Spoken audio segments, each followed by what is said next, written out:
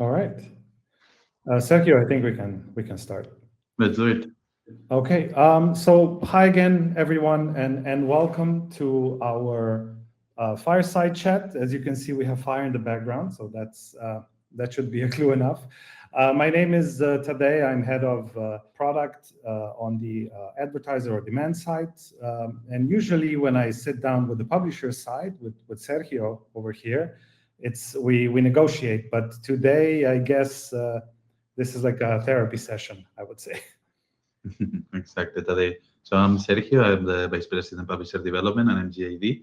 And yeah, when we sit with Tadej, we have our Google Sheet and our documents and pitch decks. But today, let's cut the chase and go to what's the really important things that we want to discuss for 2026, how we see the landscape evolving, and being honest and addressing the more relevant topics towards the industry, native advertising, publishing, and overall digital and AdTech. So yeah, interesting year, right? What do you see today on the top of your mind for the year? Yeah, I mean, everybody's talking about the AI, obviously, but we also have, privacy things, supply path optimization. So these are all the important topics. But looking at the, I don't know, last 12 months or kind of what's going to happen this year, do you feel, is this still a storm on your side, or has the dust settled, as we would say? Yeah, it's been interesting. I mean, we are lucky enough to see, how the supply side and the publisher side evolves around the world, right? So if you can imagine the public pieces that publishers put in place, I don't know, in our Southeast Asia partners are not the same as our US partners, Latin America, and so on. But it feels like, a year of, let's say, consolidation or a cleanup year, for a lack of a better word, right? Media owners, broadcasters, content creators, they are trying to focus, trying to stop, going after every new opportunity. Let's try new vendors, new integration, new programmatic solutions. I mean, the times of, hey, Mr. Publisher, just integrate this little GS in your code. It's going to be purely incremental. They are long past, right? So everybody's very, very sensible to potential impacts on the timing, the loading times of the websites, the core web vitals impact. Everybody's obsessed with supply path optimization. Everybody's very worried about, allowing access to their supply through different demand sources with the right pricing strategy. So I'll say that, and on top of it, traffic is still a big, big question, right? So as I said, it feels like a cleanup or consolidation year. How it feels from your side of the story? Yeah, so on the demand, the advertiser side, I would say maybe it's the same every year, but it's really becoming about performance. So everybody wants great performance, no matter what the campaign is. But at the same time, I feel all of the budgets for campaigns are really like super scrutinized. Every impression is checked, where it was served and why. And of course, this age and the buzz of AI is kind of being layered into every niche that's available out there. It's good and bad. It's a double-edged sword, I would say. On one hand, AI is great. You can do things faster. You can be more productive. You can think about creative iterations, the audiences, the segments, how you're going to automate the workflows. But it can also just, hide waste scale in a way. And when something underperforms with so much noise, it's kind of hard to see, what exactly happened, or especially if a system is just a box where you put the input and you get something out. But that in turn can make budgets more conservative, which nobody likes. So maybe it's also kind of about this consolidation, what you said on the publisher side, right? I mean, commodity. I mean, technology is evolving fast. AdTech is becoming a commodity, so I guess it's pretty much needed. And yeah. But we both kind of talked about AI, and this is the first topic, right? Since we brought it up. AI everywhere. Yes. For everybody here, we're going to drop another poll about AI specifically. It would be great if you can let us know your opinion. And hello to everybody. I see chat is super active with people saying hello. So hello back to you. Hey, everyone. So the elephant in the room, Sergio, the AI. How do we address it? I mean, let's just start. It's supposed to be brutally honest, right? So let's just start with the biggest worry, at least in the big part of the industry, or we'll say for the traditional web-based digital advertising industry, which is the real impact of AI in web traffic, right? I mean, I think everybody has, I'm sure if we ask about the 50 people that we have in the online, if their companies, their teams, they have a specific objectives or goals to adopt AI at some capacity, I'll say that almost 99% will say yes, because it's at the top of mind. But before going into the beauties and how agentic systems can help or scale things that we were doing manual optimization in the past and so on. Let's go to the first big key, which is sometimes. Let's say that one of the most obvious impacts has been the changes on the content consumption habits for many users, right? So it's a fact that the AI summaries, the changes on the user behavior going to LLM platforms and other agents, it's reducing web search traffic, and also referral traffic from these platforms usually underperforms compared to real user traffic, because the journey is different, right? So I will say that it's very scary for traditional news publishers, traditional web-based publishers, because it feels like the zero-click searches experience is growing. 1 week ago, Google did another big release on their AI summaries, and when you get the AI summary after searching for something in Google, now they try to keep you in the platform instead of linking to external websites, right? So the fear of losing search traffic, it's pretty big. Of course, big media groups, large companies in the world are trying to close content licensing agreements with these companies to mitigate part of the losses, but it's not compensating the drop of spent on advertising that this is generating, and it feels like the value exchange is broken, right? So you spend so much time writing and understanding a topic, and then somebody can scrap it, share it to the user, and you just don't even get the visit, right? So it's a big question mark. We need to move from pure search engine visibility to be able to be indexed properly in LLMs as our agentic AI assistants. And honestly, the advice is always the same: take care of your audience, understanding your loyal audience, the different segments, and understanding better and more with more granularity each of the segments of your audience and how to build it and how to monetize it, right? I mean, don't get me wrong, AI, it's becoming and will become a key tool to modernize any newsroom and any content creation company, right?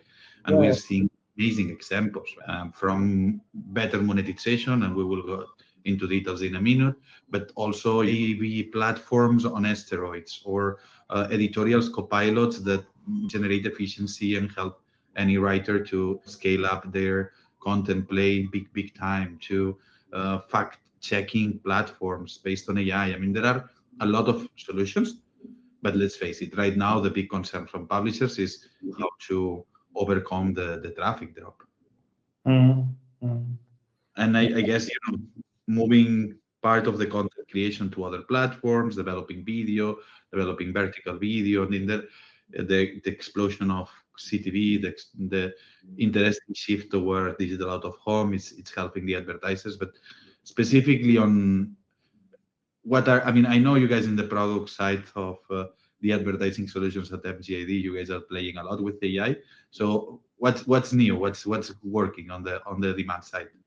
So yeah, I can talk from a perspective of just demand side, running campaigns, right? Trying to bring the right user audience to your product or to what you are, or just when it comes to traffic. So on our side, I would say, I mean, the first thing you mentioned a couple of them, right? The first thing is this: how do we increase productivity, right? So all of this optimization manual, like you mentioned, it's kind of out the window. Like why would you have somebody look at the campaigns, I don't know, 8 hours a day, when you can have some sort of agentic campaign manager doing this 24/7, doing the changes for you, exactly trying to double down on what you're after. That being said, AI can help in many aspects of, by buying media. The first thing is also creative optimization, right? So you can easily scale your production. You can do pattern magic beyond human scope, or you can quickly do A/B tests. You can validate ideas, right? You can validate which creatives work, and then based on that, you can use those more. So this is all kind of encompassing, I would say.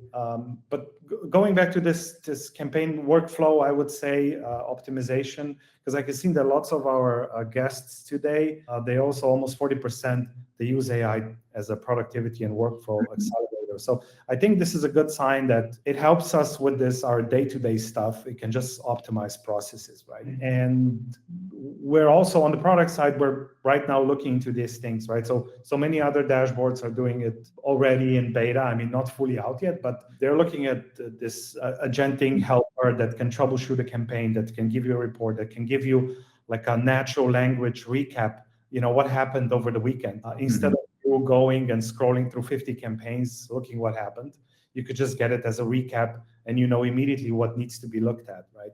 So, and these are the things that are going to take 3 minutes instead of an hour before. But at the same time, I feel it's important. We're mentioning AI and LLMs, right? Like LLMs as a tool, I feel it's really helpful when you use them in your process, when you're pattern matching, when you're just kind of connecting these vast amounts of data. At the same time, if you think about, let's say, CPA optimization that we do, it's not so much about LLMs, right? Because we need to really fast, in a fast way, decide, is this the right user for us, right?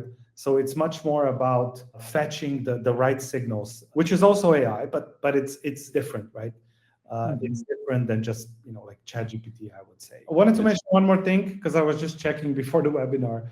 I saw a report by Comcast. So it's kind of similar. It's interesting because it says that they did like a questionnaire. It's like 40% of advertising agencies, they use AI for creative ideas, but only 20% use it to fully produce ads, right?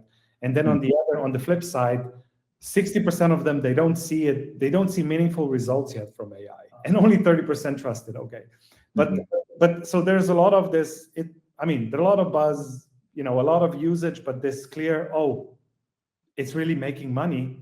We're kind of not there yet, maybe. It's very interesting, and from the advertising side, as you mentioned, right, on the contextual element, it would be a very, very interesting implementation. It can help us leverage contextual in ways that we've never done across any single supply opportunity to foster brand safe and other areas. But it's still in an early process. I mean, the ADP protocol is being built, agentic advertising, and you see a lot of vendors claiming it's pure agentic media buying. I would love to see the real numbers behind, right? And on the publisher side, you're starting to see some of the biggest brands in the world that at the bottom of the articles, you can read this article was partially written by AI, right? So, which was something that you will never believe it's going to happen, but it's coming. And for sure, we don't have metrics, but if you dig into the segment of MFA, made for advertising, websites, social arbitragers, and others, I guess the percentage of just AI-generated content probably will be more than what we can imagine or expect. So Yeah. it's being used, but it's hard to trace yet. But for sure, this year it will bring a lot of benefits on it. I mean, even if you, let's say, look at on the engineering side, on the code, like in lots of the companies, a bunch of, I don't know what's the exact percentage, but lots of code is being developed by AI, right? Just because a lot of it's repeatable, and yeah, you still need to validate it, verify it, and everything, but it just helps with productivity. Yeah, for sure. But yeah, I will not go into details. But this one, maybe it's me. Maybe I'm we develop our own internal data analyst copilot as well on the supply side that you ask for beautiful reports.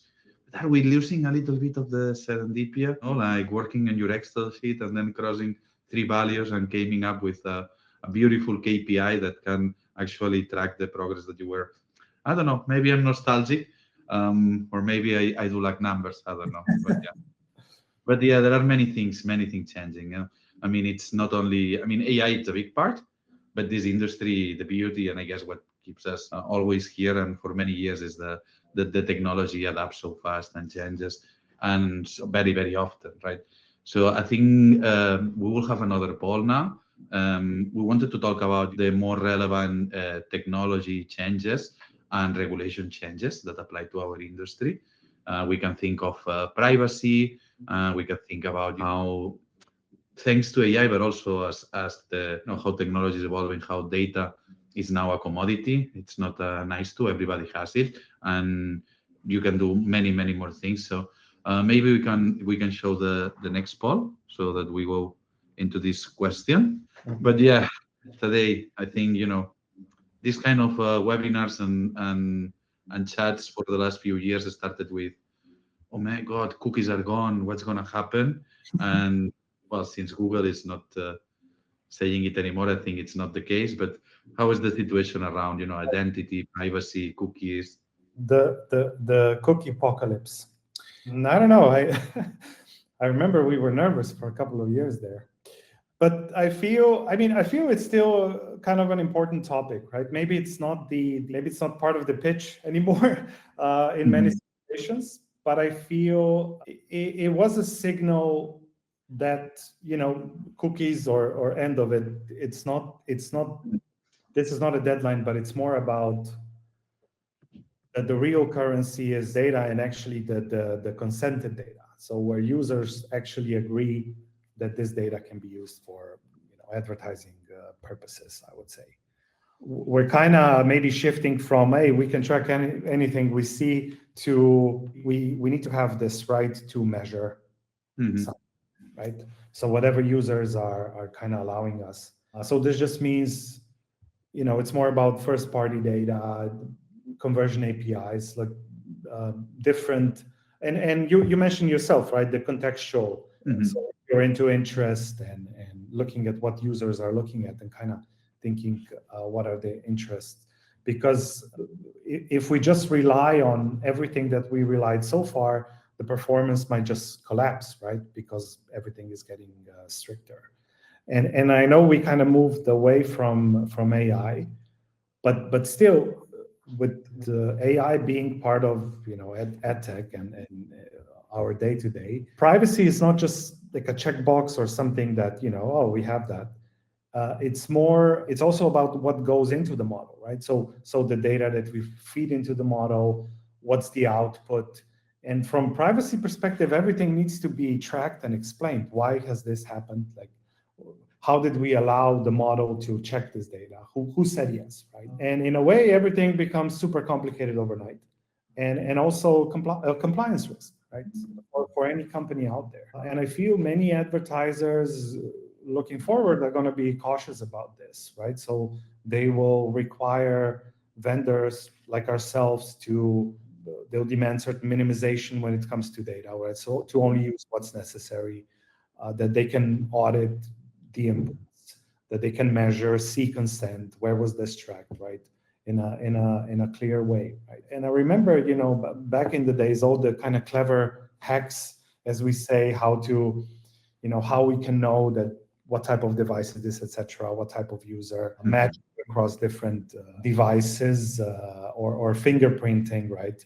This is all kind of going away. I feel it's very short-term thinking, right? It's like, yeah, it's great today, but like long term, it's a risk. It's a risk for the brand that uses this. It's a risk for the company. And like we have browsers with countermeasures, we have regulations in place that just become stricter, and brands and everybody needs to think about the damage this can cause. I don't know how you look at these things. No, it's very interesting. It's us being from Europe, a European company, Yeah. even though of course with a global footprint, we are very familiar with regulations like GDPR, right? So we've been in the scope of treating users in a different way if they allow consent to be tracked or not. And while, okay, for the international people, right, it's painful, okay? So you can see publishers that depending on the weight of, the open exchange or the type of the monetization they are using, they have drops of 30, 40, even 50% in CPMs, comparing users that gave consent to be tracked and using their data and their cookies for advertising, or users that do not consent it, right? But I think this helped and started the conversation hours first, leveraging first-party data, and through building different type of relationships with the consumer, right? And the users of these broadly adopted consumer CDPs, consumer data platforms, that you can start leveraging the segments of your audience, understanding who is behind, and trying to again generate a fair value exchange, because at the end of the day you're providing them with content, with value. And the deal was very simple, right? In the open web, they come to your site and you monetize with the internet, with advertising, right? Yeah. So now if you are there, you will see there are very creative ways from many publishers that are trying to overcome this obstacle, even asking users to pay. Hey, Mr. User, you don't want cookies? Okay, pay me a very small fee, and we are all Yeah. going to be happy, right? Same, and or the extreme, which is going for hardcore paywalls, right? So you are only able to access this content if you pay me a recurring fee, right? But there are many areas in between, and especially again touching what we mentioned before, the constraints on traffic acquisition given the impact of AI. You will see that publishers are developing new channels. We are seeing a rebirth of the newsletters as a channel, right? Email marketing. Many publishers are investing a lot on, I don't know, hyper local news, very specific lines towards their user base with a clear breakdown on demographics, other data points that they have, even push notifications, many other areas, right? But also first-party data allow you to be even more granular, tapping into strong affiliate communities, ecosystems, to diversify the channels, diversify the revenues. Many publishers are even investing on, I don't know, groups conversation in messaging apps. It's more common that some of the bigger publishers, they have their WhatsApp groups and similar platforms, Discord, of course, Substack. So many publishers are going beyond the traditional relationship and trying to retain the attention and the user. And this, don't get me wrong, it generates amazing signals and insights for the advertising part, right? It kind of goes like, let's say with the newsletter and this it goes beyond this targeting users in specific geo device, etc., right? Because it's a really like a proper audience, right? And you know what they're interested in. Exactly, right? It's a proper audience. That with email is very interesting because the user behavior is very different. The type of segmentation that you can apply is different. Then when you go into cross-device segmentation using device ID from mobile and apps versus cookies and browser ID, so the possibilities are endless if we do it well. But we start with the first premise that we were mentioning: a fair exchange of value, consent from the user to be tracked and to be targeted for by advertising. And I think it could be a good thing, right? And this goes very hand in hand, with, okay, let's go with the hype word, right? that everybody talks in supply, which is around curation. Curation, in a way, is that it's trying to identify the best performing segments, and then basically AI is going to help a lot because it can make us more efficient to understand them and to granularly split them. But then make sure that you treat these more relevant segments of your supply in the right way, so that you do not let's simplify it, right? That you do not rely only on the targeting and segmentation capabilities of the demand side platforms, but actually you as a supply vendor or a publisher, you curate your content, you curate your inventory using contextual, using demographic, using behavioral, and it's far beyond not only the direct programmatic deals or the PMPs. It's for your direct sales team. It's for your open exchange, to provide the right signals. And you will see that curation agencies are becoming a very, very standard. They are growing everywhere. And we have more because with less traffic, publishers are trying to make more. And they are starting to move from traditionally looking at what's the CPM of this position, what's the RPM of this page, to metrics like ARPU, average revenue per user, per session, per visit, understanding the customer journey. And in order to do that, you need to have a very optimized and granular information of your inventory, where, again, supply path optimization, curation, and contextual all play a part, and AI will help to accelerate these dynamics. It's a very app approach, right? Revenue per user and yeah. But it's something like when you are a publisher and you have 10, 20 different revenue streams, you need to start, and this has always been a challenge, right? You talk to the head of partnership and programmatic, no, that's my fill rate, that's my response rate, that's my RPMs, that's my floor price. You talk with direct sales, my volume, my minimum viewability. You talk with the guy managing Google and Open Exchange, totally different story. Yeah, but then somebody is selling, I don't know, offline events to your user base. And then your marketing team wants to get signups for the newsletter. So, you need to have a very holistic way.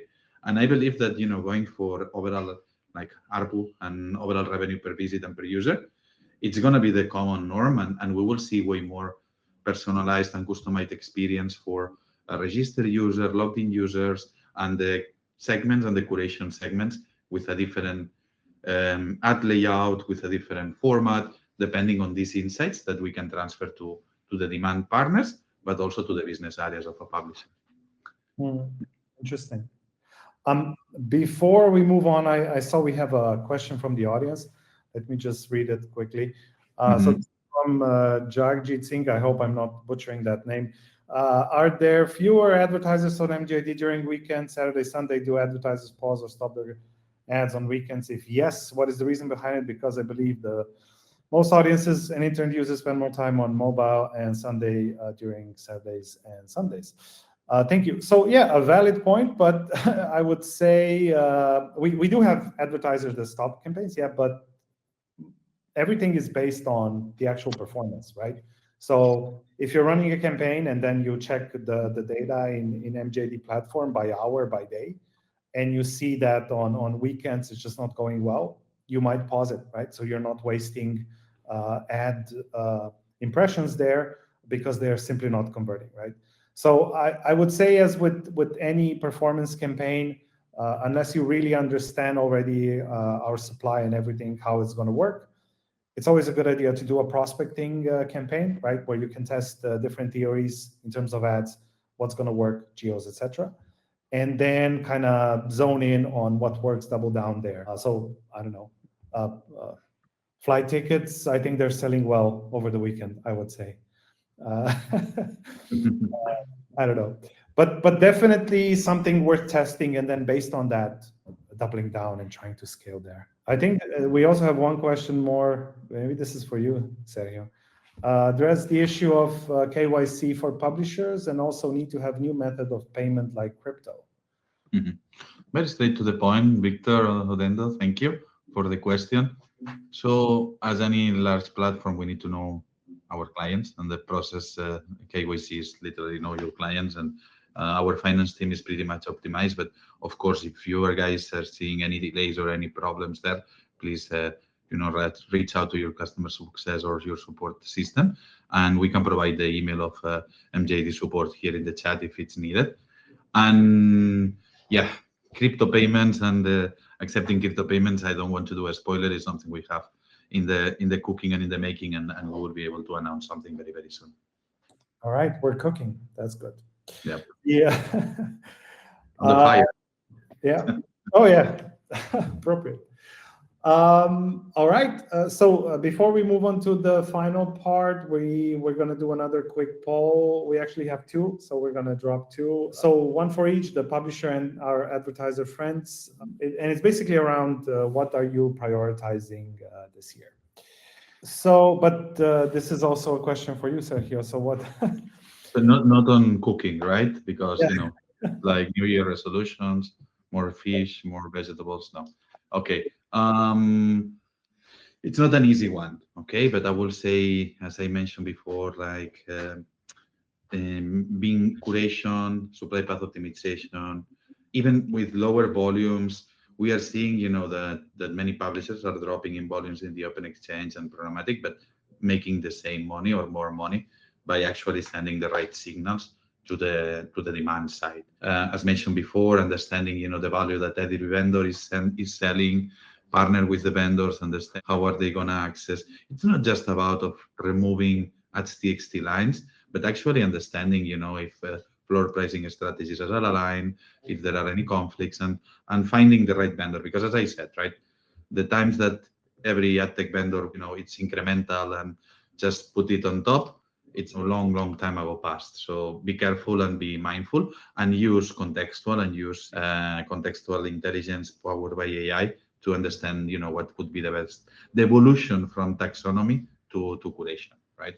The second one, again, from SEO to GEO. I mean, you need to be visible in the AI platform and in the AI LLMSs. And the third, I will say three, it's going to be revenue diversification. Okay.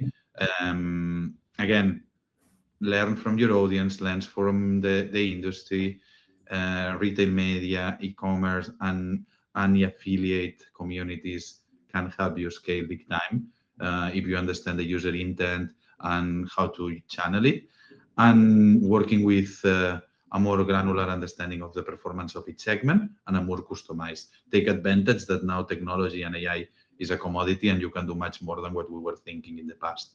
And last but not least, as I always say to everyone, audience retention. It's beautiful to work on SEO. It's beautiful to bring traffic, but as our head of product from PubDev, Miguel Castro, says many times, what's your end of the article strategy? How you reconnect with your users? Are we using any exit intent solution? Are you using any back button solution? And things that of course, at MJD we can help, but moreover, audience retention it's becoming a key. I would say that audience retention, positioning in AI platforms, revenue diversification, and curation and supply path optimization. If we check the poll, we see that a third of our users, audiences, they're also thinking about the going kind of beyond when it comes to revenue diversification. Right? So interesting. Yeah, I would say on let me just check advertiser side what people are saying. What are your priorities, Tadej? What you will tell to anybody that wants to do any brand, any media buyer, any affiliate, anybody that wants to scale their business? Yeah, I'll just look at the poll here and I'll go from there. It's very similar. Like I mentioned at the beginning this session with performance, because at the end of the day, it's all that matters, right? Like visibility is great, this and that, branding makes sense, but at the end of the day, you want to see and understand, are we actually doing something? So yeah, improving performance, maybe even better understanding when it comes to attribution tracking, things like that, right? So you getting a lead is great, but what happens with that lead? Like, did it convert did it convert in a way that you were expecting it's going to convert, right? Is it, because in a way, if let's say you have a lead and it converts, you have a user that can be loyal, right? that you can do more with that user, right? It's not just a one-time thing that you can forget. So it's about this attribution performance, I would say, when it comes to demand side. The other thing is also, and this kind of goes back to what we talked about, looking at what's performing and CPA optimization, things like that. Looking at supply from a perspective of is it good enough for my campaign, right? Is it delivering traffic, or is it kind of going beyond that, right? And we're already doing this with CPA Tune, I would say, where we look at publishers very granularly, how they perform for specific campaign, and also how our model and algorithm reacts to those publishers, right? So some publishers are simply worth a higher price in the auction because of the performance they deliver. In a way, the model is kind of filtering or cleaning the supply a bit, I would say. And this kind of goes in par as well with maybe also looking at the advertiser side. How can I improve the funnel, right? Because a lot of the campaigns, let's say you come with certain hypothesis, expectation, this is going to work. A user is going to maybe watch this video or read through this, and then they're going to decide. Yeah, but also it's not as simple as that, right? So it's not just about where the user is coming from, it's also what happens on the page, I would say. So you can track different events, also through MJD, different events on the page. What happened mid-journey, top funnel, mid, and then at the end, right? And you can kind of make smarter decision how to optimize it, I would say. And going back to this diversification, right? So yeah, it's also for us, it's about traffic diversification, right? It's about new formats. It's about we want to go where nobody's gone before. This is very Star Trek, but okay, I'll take it. But yeah, it's about that. Like you want to help your clients with something that maybe they're not getting elsewhere, and it's better for their campaigns because they could be more stable. If one supply source kind of fails overnight for a couple of days, then they have others to rely on, right? So this is, I would say, are kind of the main things, maybe. It is. I cannot emphasize this more, right? On the supply side, you have trends like Google Discover starting to be very relevant even in the US when it was not that big.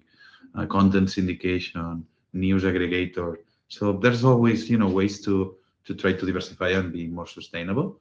And at the end of the day, without our chats and our conversations between the supply and the demand side, you're missing a big part, right? So being able to engage with a partner that can give you these insights it's very relevant for both sides. Good. I think we will leave some time for questions if anybody has, but yeah, I think there was one more here in the chat. Let me see. So yes, 50 to 60% RPM drop every Saturday and Sunday.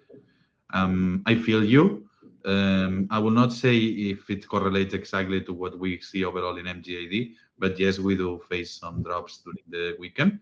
Let's, as mentioned before, we will give you the email to contact us, and let's look at it individually. Let's see if you guys, by any chance, have some categories blocked that perform better during the weekends, or if there is any segments that are not enabled, and that how we can mitigate part of the drop. But this is, I will not say is the norm, but yes, we do see a drop during the weekends. But there are levers, and we can adjust to at least overcome part of this drop. Any other comment? I'm still looking at the poll. It's very interesting what people think. So it is very. If you look at the publisher poll and the advertiser, the last one, it's so the supply path optimization, curated demand, and cleaning and consolidating supply path is the least voted category. So nobody's worried about that. There's no need to be worried. I think we're good there. And I forgot to mention the cookies privacy poll. Kind of similar. Everybody's kind of waiting. Not everybody. A third for the final deadline. Again, it's the same story. waiting on Google to decide what to do. No, I honestly think that AI and agentic advertising can actually deteriorate the cookies at some point, right? Because as we mentioned before, the capacity for contextual segmentation, behavioral, and consolidated all the available data points from device, the connection type, at some point, and using time of the day, region, Yeah, city, all the available signals not necessarily related to the cookies. At some point, it might be even more performing, but yeah, we will see. It's contextual. I think it's contextual offers and being relevant to the user is far more valuable in my opinion. But yeah, we will get there. yeah. I think there's another question. It's about publishers and I KYC. see the KYC process for publisher is not. It's a People are pain point. here, Sergio. They can ask you questions. No, it's good. It's good. They can ask us anytime, and our channels are open.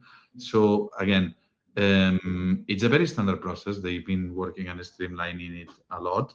So I will check internally to get the specifics. So if you can, just drop us or send us an email or tell us exactly the website, I will check internally. Of course, there are different paths. The self-register panel, it might take a bit longer than if you go directly and you are working directly with a salesperson from MGID. But I will try to address it and to understand what's the problem here. So recently, CPC for top tier countries have significantly dropped. What could be attributed to this, and if there is an anticipated recovery? You want to take it today?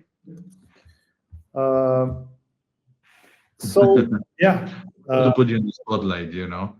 Thank you. So when it comes to the CPC fluctuation, so I would say there are many things, right? There can be seasonality or there can be competition. Here, I feel it would be good to look at things more granularly. So is there a specific source or publisher where things dropped, or is it just overall? So the important thing is to look at it granularly, I would say, to kind of maybe, give it a day or two to see if things stabilize, because this is still, it's a live thing. And at the same time, feel free to reach out to your representative, right? We're happy to help here. I wouldn't say there's like a general answer here. Can be many things. Yeah. But send it to us and we will provide exactly. you further analysis for sure. Exactly. All right. I think, Sergio, I think that's it maybe for today. Yeah. I mean, any other question, please send it over. Today, we go back to the negotiation table, okay? That's Sounds good. Sounds everything AI, okay? Yes. You got it.